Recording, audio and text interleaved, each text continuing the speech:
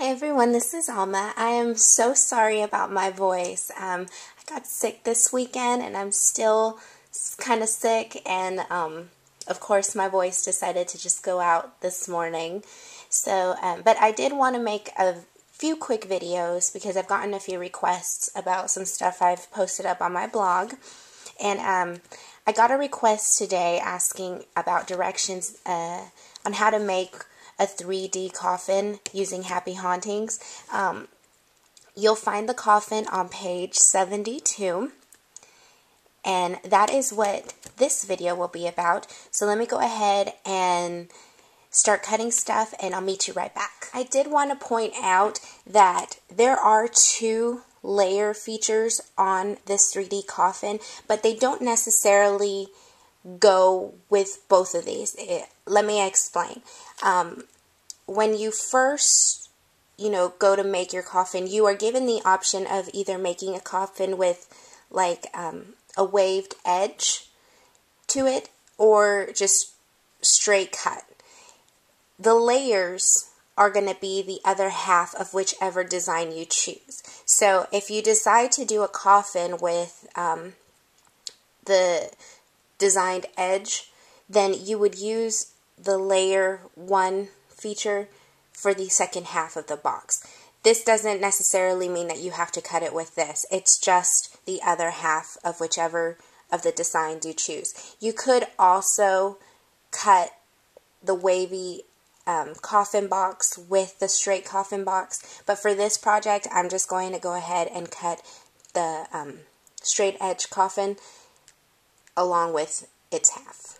Okay, so please excuse my I don't have a full view of my Cricut Expression machine cutting, but what you're going to want to do is you're going to want to, this is how I do it. I just load my paper, then I hit my Fit to Page button, and it tells me that my Fit to Page is on, and then you're going to hit your coffin key, which is the 5th key on the 5th row down here. And we're going to press shift because I wanted just the straight coffin box. And there we go. And then you press cut. And it's calculating the fit to page, and that's going to be at 11.5 inches. And you're going to do that for this cut and also for the shift layer key button as well. So as you can see, I've gone ahead and cut my different cuts for the coffin. It's just 2. This one, like I said, was used as a regular image cut with using the shift key and the fit to page at 11.5 inches, and the layer key was the one that gave me the smaller box, and this is going to be the one that goes on top of it. So what you're going to want to do is you're going to want to score along all these lines that you see, and I'm going to go ahead and do that, and then I'll meet you right back. Also, one trick you can use to score your lines perfectly is just line up a ruler. Like for instance, I've already pre-scored this, but I'm supposed to score straight down, and just line up your ruler to where the marks are, and just take your bone folder and just score, and that'll make it a lot easier to bend your paper when you're ready to assemble it together.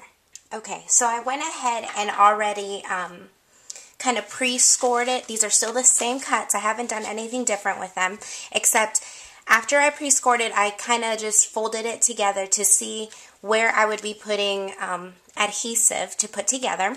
So I marked all those tabs with a little white gel pen just to make sure I knew where, and I didn't accidentally put any in the actual front of the box. So let's go ahead and put this together. This is going to be the bottom of our box, and I'm just going to put some ATG wherever I marked it.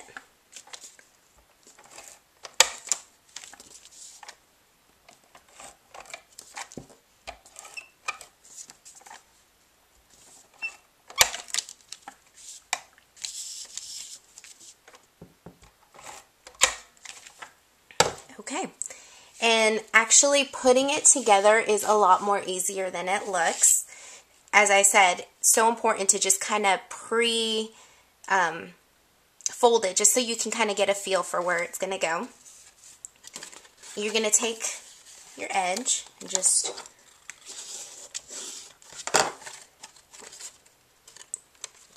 this goes right there.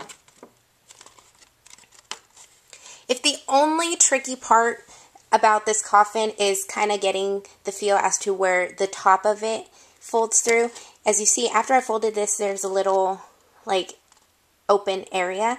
You're going to put your little rounded corner under it and this tab under this one, just like that. And then you're going to put the top straight over. And you didn't even have to put adhesive on this piece because you have enough on the other two sides. And then same thing for this one.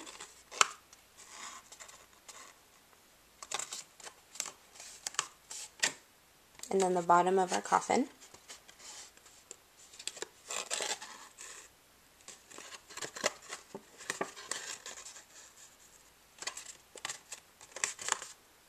And there you go. See, you have perfect bottom. Sorry, cracked myself up.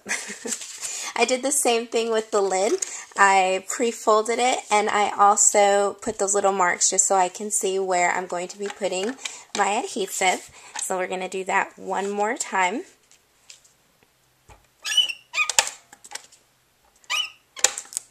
Yeah.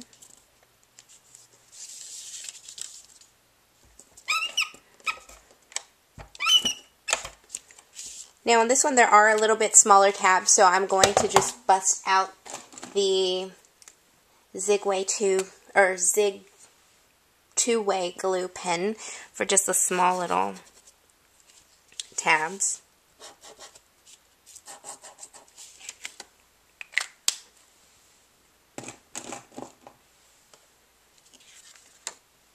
And just going to give it a quick, it just seems this side is the one that,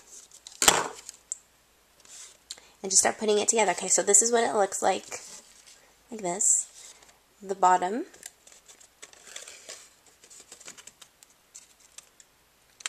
Then, same for this bottom tab.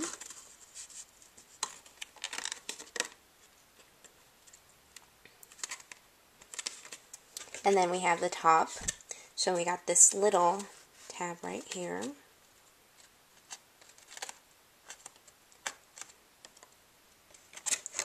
I don't do it just in order. I just do it however I feel like it.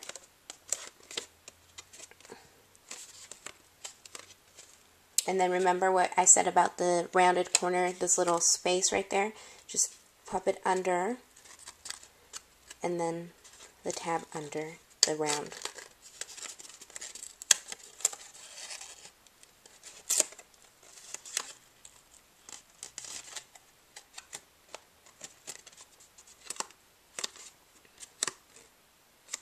And there you go. You have got your lid. So now you have the bottom of the coffin and then the top lid.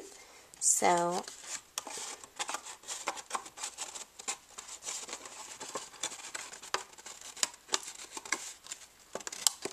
this, I promise you, this will close better if you do a better job than I did about actually scoring your lines. And there you go, your little box. And that's all there is to it. I do recommend that if you're going to decorate your coffin, you do it before you put it together because it's just so much easier to glue stuff down before it's already assembled. And that is it. I hope that you learned something new today, and I will see you later. Bye.